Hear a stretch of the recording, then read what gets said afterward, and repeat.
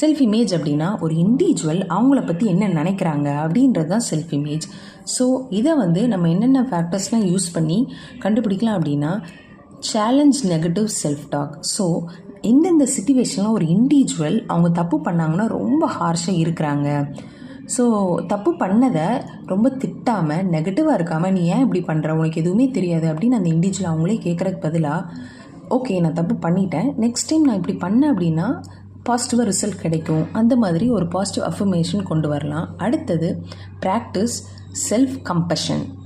So நம்ம close ஃப்ரெண்டை இல்லைன்னா நமக்கு ரொம்ப பிடிச்சவங்கள ஏதாவது தப்பு பண்ணாங்க அப்படின்னா எவ்வளோ ஒரு கைண்ட்னஸோடு நம்ம அவங்கள அண்டர்ஸ்டாண்ட் பண்ணிக்கிறோமோ அதே விதமான ஒரு அன்போடு நம்மளை ட்ரீட் பண்ணிக்கணும்.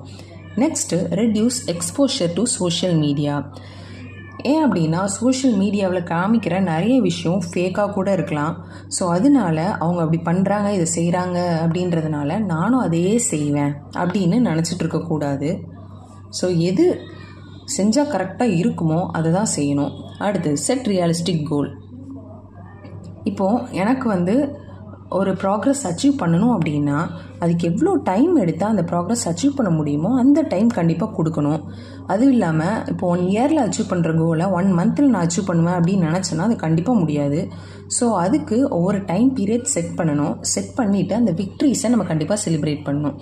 Next define your value. அப்படின்னா ஒரு இண்டிவிஜுவலுக்கு அவங்களோட ஒர்த் என்ன அப்படின்றது தெரிஞ்சிருக்கணும். ஸோ அப்படி தெரிஞ்சிருந்தால் தான் அவரோட ஸ்கில்ஸ் எல்லாமே எந்த இடத்துல அப்ளிகபிள் பண்ணால் சூட்டபிளாக இருக்குமோ அப்படி அப்ளை பண்ணி ரொம்ப எக்ஸ்பர்டைஸ் ஆகலாம். Next recognise your self worth.